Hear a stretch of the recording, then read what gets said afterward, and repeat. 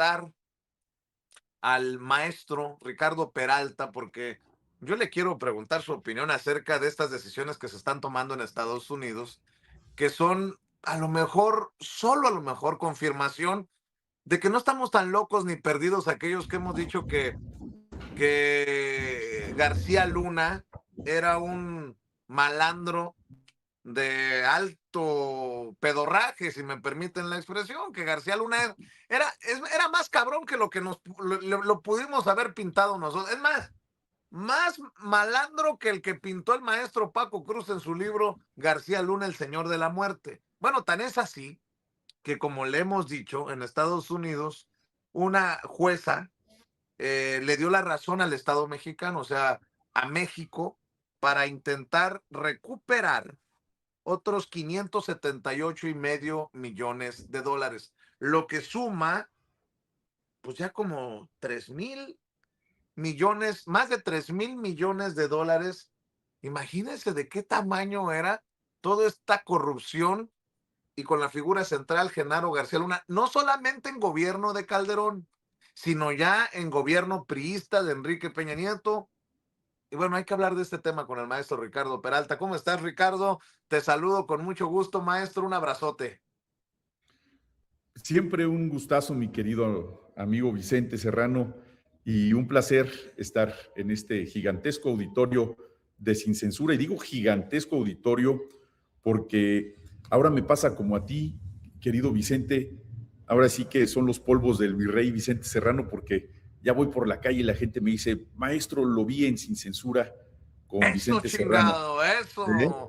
Al rato Y me van eso a me hace decir, sentirme te, muy te, importante. te vi porque, como soy estudiante del maestro Peralta, estoy en su clase, veo Sin Censura. Ándale. Pues fíjate que me ha pasado eso muy frecuentemente y este tema que estás diciendo es de lo más relevante que tendrían que estar los medios corporativos, los medios voceros del conservadurismo en sus primeras planas. Me refiero a lo siguiente, apenas el 20 de mayo, estamos hablando de apenas 2 días, cuando la Secretaría de Hacienda y Crédito Público hizo un comunicado que publicitó a través de las redes sociales, mediante el cual señala que un tribunal de Florida emitió una sentencia favorable en favor del Estado mexicano. Y ahorita voy a explicar por qué es una noticia sumamente importante en contra de la lucha, perdón, en contra de la corrupción y a favor de la lucha contra la impunidad y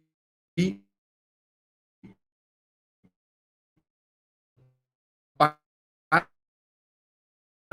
la recuperación de activos. Y voy a hacer eso posible para explicarme esta resolución del tribunal, porque aunque traigo mis lentes, estamos hablando, fíjense ustedes, con ello, el monto total de las condenas obtenidas a favor del Estado mexicano por este esquema, el esquema de corrupción de Genaro García Luna, asciende a más de 3,067 millones de dólares. ¿A qué se refiere esto? La suma de varias sentencias. Esta última es de 578 millones de dólares dentro de un procedimiento civil por la recuperación o para la recuperación de activos relacionados con un esquema ilícito de contratación pública vinculada al secretario de Seguridad de Felipe Calderón Hinojosa. ¿Por qué es tan importante todo esto? ¿Y por qué tiene que ver Estados Unidos en esto también? Cuando Genaro García Luna fue secretario de Seguridad de Felipe Calderón,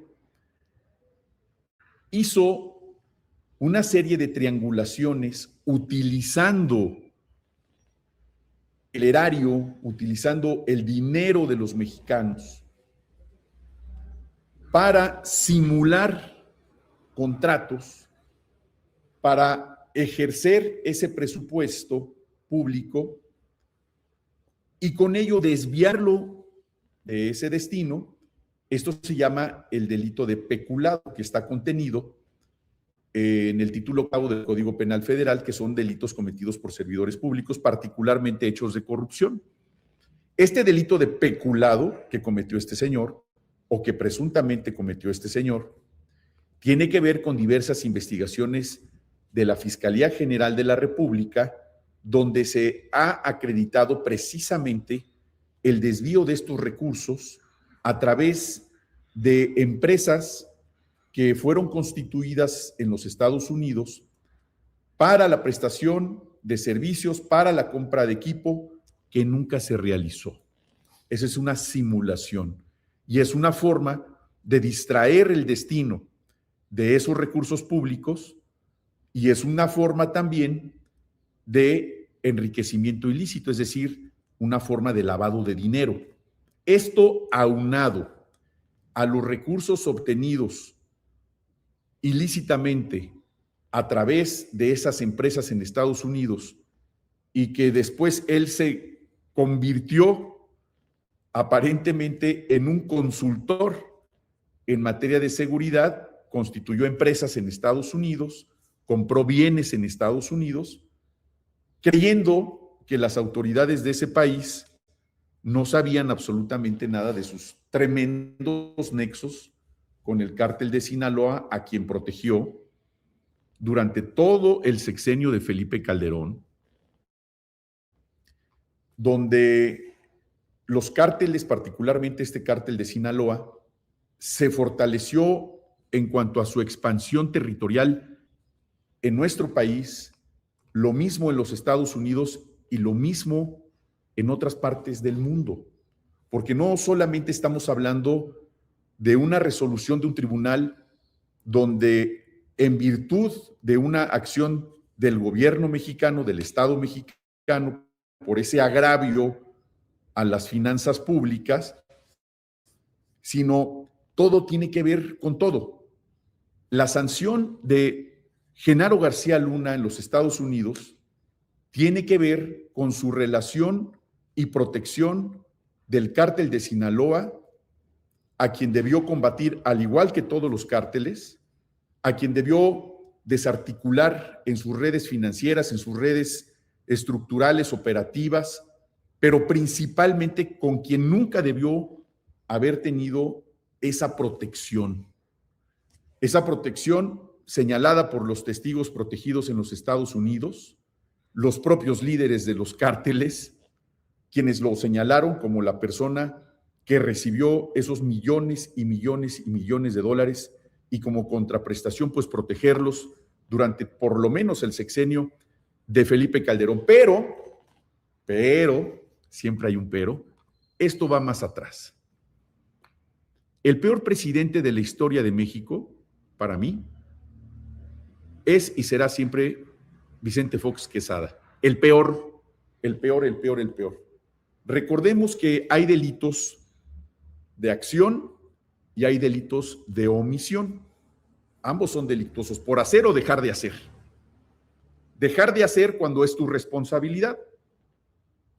Cuando tienes la responsabilidad de dirigir un país, cuando tienes la responsabilidad de atender todo tipo de temáticas en un país como la seguridad, la agricultura, el medio ambiente, la educación, el turismo, y dejas de hacer, por lo menos tienes una responsabilidad política, pero en el caso de Vicente Fox, y aquí va mi comentario, dejó de hacer su trabajo en materia de seguridad. Veamos desde dónde viene García Luna. Precisamente, coincidentemente, viene desde el sexenio de Vicente Fox. Ahí es donde aparece en el servicio público Genaro García Luna. Vicente Fox deja de hacer su trabajo en materia de seguridad. Curiosamente, Genaro García Luna estaba en lo que antes se llamaba el CISEN, que era el Centro de Investigación de Seguridad Nacional, hoy el CNI, el Centro de Información Nacional.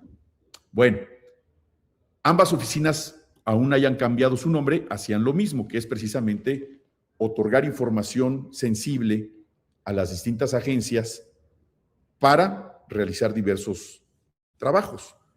Vicente Fox fue omiso cuando se procrearon en su sexenio, estamos hablando del inicio de este milenio, en el año 2000. A partir de ahí se crearon los cárteles que más agraviaron la inseguridad de este país. Ahí crecieron los Valencia, ahí crecieron los Zetas, la familia michoacana, los templarios, los antecesores de unos y otros, cártel del milenio, todos estos cárteles que tienen un árbol genealógico desde el punto de vista criminal, vemos sus raíces precisamente en el sexenio de Vicente Fox, continúa con Felipe Calderón, se consolidan en el gobierno de Peña Nieto, y de ahí vemos en estos 3 sexenios una generación de multi, y etcétera, con los multimillonarios, gobernadores, legisladores, que a la sombra de esos cárteles, que crecieron por todo el país, en Colima, en Veracruz, en Guerrero, en Baja California, en Chihuahua, en Sonora, en Zacatecas, vaya, una cosa exponencial. Crecieron esos cárteles bajo el cobijo ¿de quién? Pues de los gobiernos de Vicente Fox, el peor presidente de la historia de México. Recuerden algo que tienen ustedes que repetir como mantra. Cada vez que utilicen el nombre de Vicente Fox, tienen que acompañarlo de un prefijo. El peor presidente de la historia de México, Vicente Fox. Y a partir de ahí, arránquense con lo que quieran. Siempre que se refieran a Vicente Fox, tiene que ser el peor presidente de la historia de México, Vicente Fox. A partir de ahí se procrean las grandes estructuras criminales de nuestro país. Estamos hablando de hace 26 años y se han venido modificando, han cambiado de nombres, pero insisto, si nos vamos a los antecesores, incluso atrás de Vicente Fox, y nos vamos al cártel de Guadalajara, etcétera, estamos hablando de una historia de más de 60 años. Por eso es que resulta injusto hoy pensar, resulta injusto, ignorante, incongruente y poco informado pretender que en 7 años que lleva la transformación del gobierno hayan existido los cárteles de las drogas, el cártel de Sinaloa. Ahora resulta que todos los males de México fueron a partir del triunfo de la transformación en el 2018, y ahora que inicia el gobierno de la presidenta Claudia Sheinbaum, también hay esa versión hasta con nombres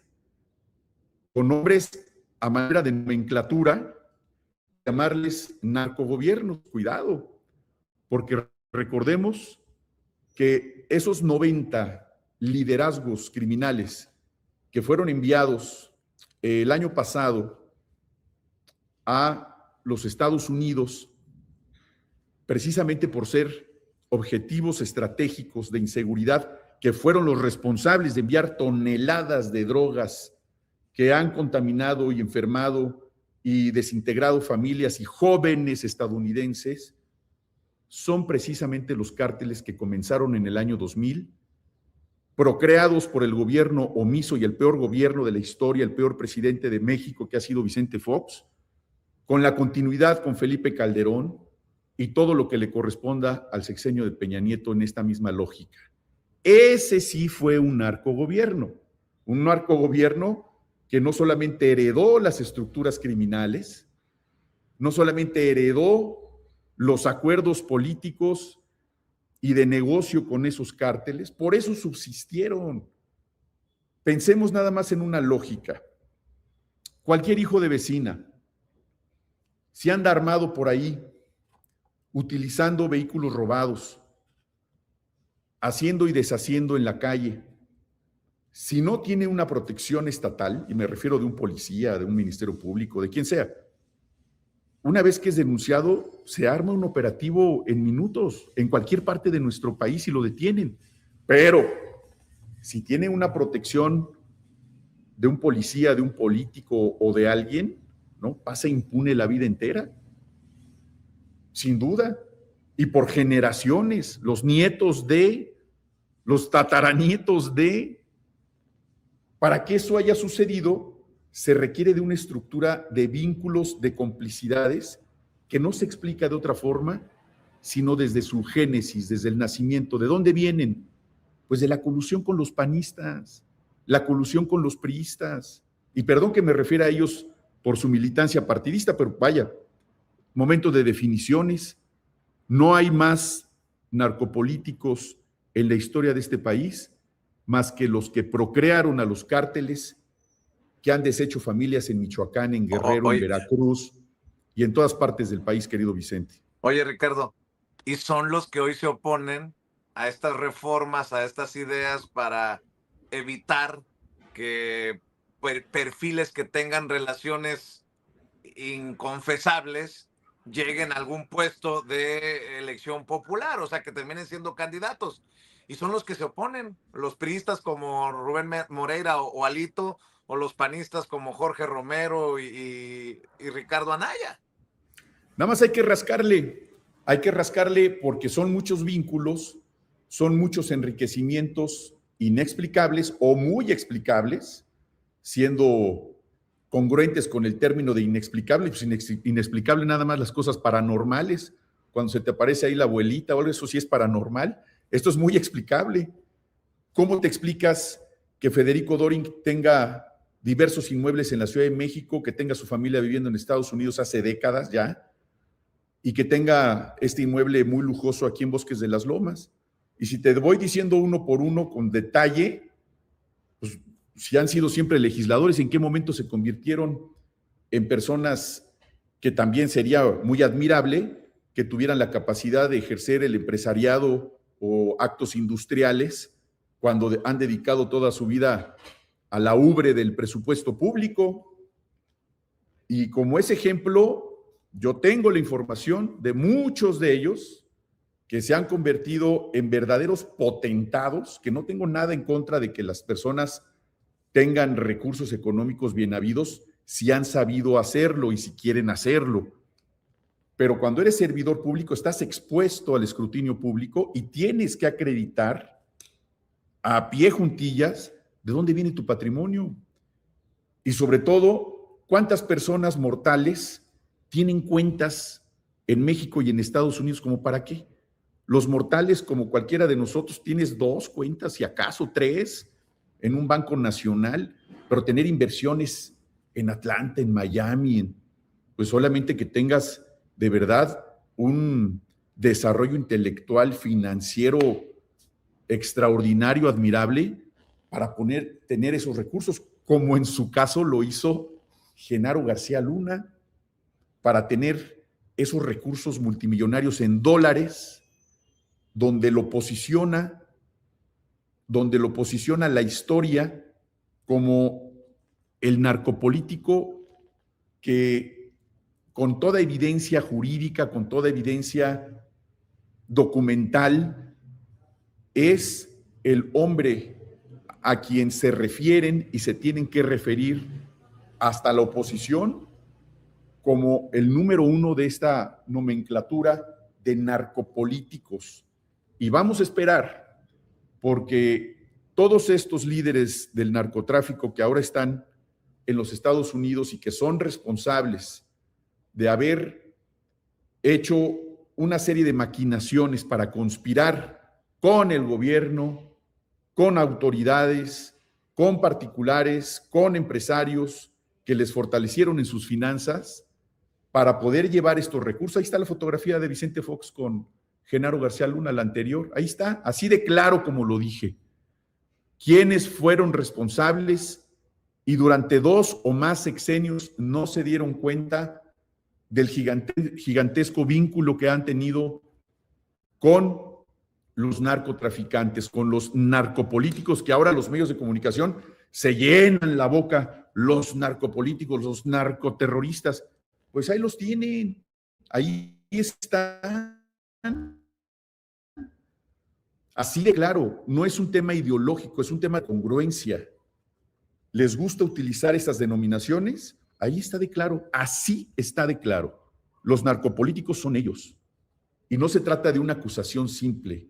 Esta sentencia de este tribunal de Florida acredita plenamente que la utilización de esos recursos a manera de reparación del daño, imagínense el monto de cuánto será, que no está todavía cuantificado, el daño al fisco, porque todavía se siguen sumando cantidades, pero esta nueva resolución que alcanzan esta cifra, que voy a hacer aquí un número, si me permiten, rápidamente, estamos hablando de 3,067 al tipo de cambio de hoy, que debe de estar como 17 pesos, 3,067 millones, una locura, 3,067 millones de dólares. Vamos a ver cuánto es. 52,139 millones de pesos. 52,139 millones de pesos es Más o en menos lo este que momento. más o menos lo que debía Ricardo Salinas Pliego, Mau. Digo, perdón por comparaciones, pero no, a ver, ya fuera de WhatsApp, ¿qué haríamos con 50,000 millones de pesos? ¿Cuántos hospitales? ¿Cuántas escuelas? ¿Cuántos? ¿Cuántas universidades? ¿Cuántos apoyos al campo? ¿Cuántos desayunos calientes para nuestros niños hermosos de las escuelas públicas? ¿Cuántos apoyos a los artesanos, a los artistas, a los músicos callejeros? ¿Cuántos apoyos a cuántas madres solteras con esa cantidad de dinero, mi querido Vicente? Ahora hay que cobrarlo, porque en términos jurídicos es la reparación del daño, ¿no? Esa es la sanción que impone el juez. Tuvo que basarse el juez en un monto para calcular esta sanción de reparación del daño. Esto significa que estas operaciones, si fue una resolución en Estados Unidos, agraviaron también por la utilización del sistema financiero de los Estados Unidos, que es parte de lo que eventualmente también se le tendrá que acumular a Genaro García Luna y a todos los cómplices, porque yo quiero pensar que Genaro García Luna, ante una consideración de esta naturaleza, incluso su propia defensa, dirá, bueno, pues ese pollo no se lo comió solo, y si se lo comió solo se va a empachar. Entonces va a tener que abrir su boquita para decir, pues aquí estuvo comprometido conmigo Vicente Fox, o estuvo comprometido conmigo Calderón, o lo que él diga, y por eso se acredita, estoy haciendo una suposición, la riqueza inconmensurable para haber hecho un rancho como el rancho que tiene Vicente Fox, que no lo tenía antes, pero curiosamente ahora lo tiene, y a lo mejor podría acreditarse por qué todos sus cómplices han vivido tan holgadamente después de tantos años de que gobernaron México. Estamos hablando hace 20 años, 26 años, cuando empezó el gobierno de los panistas, y ahora nos podemos explicar el pueblo de México por qué todos esos políticos durante tantos años, pero particularmente esos últimos 7 años que no han sido servidores públicos, pues ¿de qué han vivido? Eran abogados, arquitectos, médicos, ejercían su profesión, tenían empresas, eran constructores. No, les dio chance hasta de patrocinar medios de comunicación que no existían hace 7 años, medios de comunicación que tenían lista la factura para cobrar en el gobierno, se les acabó el gobierno y bueno, nos salieron 80 voces opositoras.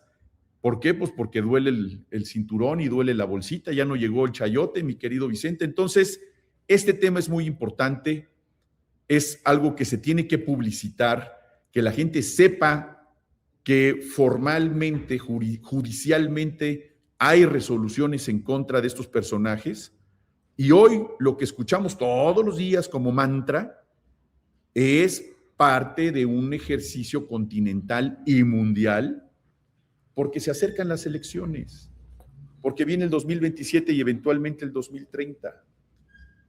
Y el uso de esos términos de narcopolíticos, narcoterroristas, es parte de esa misma lógica que tratan de posicionar a través de los medios de comunicación para agraviar a los movimientos, particularmente al de México, que ha buscado que se rompa esa marginación histórica que ha tenido los distintos sectores de nuestra sociedad y que jamás había ocurrido, porque los apoyos sociales, muchos pueden decir, pero siempre han existido. No, estaban contenidos en programas, no eran constitucionales, y estaban contenidos en programas porque eran utilizados electoralmente para tener cooptada a la gente, para llevarlo a los acarreos. Hoy no, hoy son constitucionales. Y hoy la gente puede agradecer que en un hogar le llega a la abuelita, le llega a la tía, le llega a los chavos su recurso del bienestar, querido Vicente. Hace rato estaba diciendo que Sarmiento se dice víctima de la presidenta porque lo exhibieron por recibir su pensión del bienestar en la mañanera del pueblo, pero veo que, hablando de chayote, se nota, ¿no? Cuando entrevistan a Maru Campos y no la tocan. Fíjate qué limitada políticamente hablando Maru Campos, que hasta en una entrevista a modo se resbala feo. ¿Cómo ves esta gira de medios de la gobernadora de Chihuahua, la panista Maru Campos? Ah, que por cierto, no se nota el chayote, ¿no? Pero para que vean que un periodista honesto, imparcial como Ciro Gómez Leiva ya la anda candidateando para el 2030. Bueno, pues la verdad me dio mucha risa, porque particularmente la entrevista que vi con López Dóriga, donde ella incluso de una manera muy prepotente se pone a hablarle al personal de López Dóriga, y aunque fuera su personal, me refiero de la gobernadora, no tiene por qué tener ese trato con nadie, un trato tan déspota, tan soberbio, tan insultante, y eso habla de cómo es la oposición. Así es la oposición. Esos tratos indignos hacia los demás, esa exhibición clarísima de cómo son. Por eso me encantó que haya ido a los medios de comunicación, porque es una forma de exhibirse cuando la lógica, la inteligencia, el talento, la creatividad no existen. También se nota, es de lo primero que se nota cuando no hay estas virtudes humanas, y también cuando hay esas debilidades humanas, la hipocresía, la mentira, la incongruencia, la ausencia de talento, la prepotencia, la soberbia, son evidentes y marcan, dibujan perfectamente cómo es la oposición, cómo es Doring, cómo es Lili Téllez, pero parecen cortados con la misma tijera, parece que los hubieran amamantado en la misma chichi. O sea, crecieron igualitos, igual de déspotas, igual de elevados, y además dándose un halo de jerarquía o de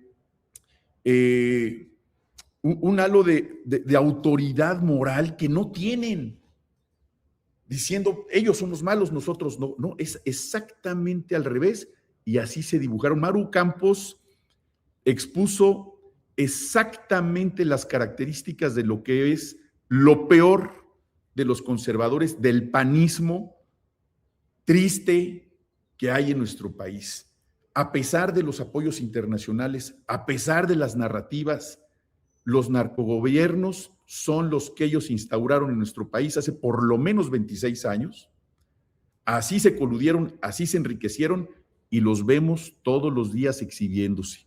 Yo esperaría que resultado de las investigaciones que estén haciendo en los Estados Unidos, no porque nos tengan que decir qué hacer, pero tanto se jactan, tanto lo piden a gritos, que vengan los Estados Unidos, que yo no estoy de acuerdo en que venga ningún país del mundo a decirle a un país soberano como México qué tiene que hacer, pero si resultado de los tratados internacionales, estos panistas y priistas, después de que los líderes que fueron enviados a ese país, los 90, llegaran a decir y a confesar sus complicidades en Michoacán, sus complicidades en Veracruz, sus complicidades en Guerrero, sus complicidades en Michoacán, en Tamaulipas, de cómo y quién los protegió, bueno, pues esto vamos a ver cómo salen corriendo muchísimos, y eso que rogaban a gritos van a decir, no, siempre sí, viva la soberanía nacional y protéjanme. Ahí sí ya no les va a gustar, y estoy seguro que eso puede ocurrir. se les van a cumplir sus sueños, se les van a hacer realidad sus sueños, igual que a los comentócratas, que también está acreditado. Por cierto, aquí un tema muy interesante rápidamente, ya me tardé, mi querido Vicente, pero yo admiro muchísimo, porque además mi abuelita, fíjate, les platico, mi abuelita Lucrecia Santa María Echeverría, que ya falleció hace algunos años, vivió conmigo 3 años cuando vivía yo solito, y tuve el gusto de estar con ella, y aprendió aprendió a escribir y a leer conmigo a los 80 y tantos años de edad. Murió de 87, los últimos años vivió conmigo y aprendió a leer y escribir en mi casa. Y yo admiro y veo muy loable que cualquier persona de cualquier edad, pero particularmente un adulto mayor, quiera continuar con sus estudios. Yo incluso en el sistema de universidad abierta, los mejores alumnos, y discúlpenme mis alumnos más jovencitos, pero mis mejores alumnos son los alumnos grandes, los que ya tienen hijos, nietos y que todavía quieren estudiar una carrera profesional, me encantan. Y me refiero a lo siguiente: una persona que tiene la prepa inconclusa, como llaman prepa trunca, y quiere seguirse preparando y quiere seguir estudiando, es muy admirable, y háganlo, quien sea. Pero si tienes la prepa trunca, la consigues de manera mañosa, un certificado de prepa, y después, antes de tenerla y toda tu vida te has sustentado como profesionista, pues ese es un delito, se llama usurpación de profesión. Pero si además mientes y te pagan por mentir, para eso sí no se estudia, Raimundo Rivapalacios. Y aquí termino, mi querido amigo. Muchas gracias. Espero que eso de seguir estudiando le sirva de inspiración, de motivación a la senadora que dice: ¿dónde está Insunza? ¿Dónde está Insunza? Mi querido Ricardo Peralta, por cierto, al pendiente también de tu columna, es en el Heraldo, ¿no? Tengo mi columna los lunes en el Excelsior, el miércoles en el Heraldo, y los viernes, o a veces sale publicada los sábados, en el Sol de México, y cada 15 días también en El Soberano. Y aquí contigo, que me encanta estar en este programa maravilloso de Sin Censura, mi querido amigo. ¿Y tus redes sociales son? En la red X, Ricard-Peralta, en TikTok, Maestro Ricardo Peralta, y en el resto de redes, Instagram, Facebook, Ricardo Peralta Saucedo. Así que por ahí los espero con sus comentarios, y gracias aquí por ese apoyo. Me encantan los mensajes que nos mandan aquí en tu programa, siempre tan solidarios, y sigamos luchando, que esto apenas empieza. Siempre estemos en combate. Muchas gracias, querido Vicente. Vamos con todo, Ricardo. Te mando un abrazo, maestro. Gracias, maestro Ricardo saludos. Peralta, hablando con nosotros sin censura.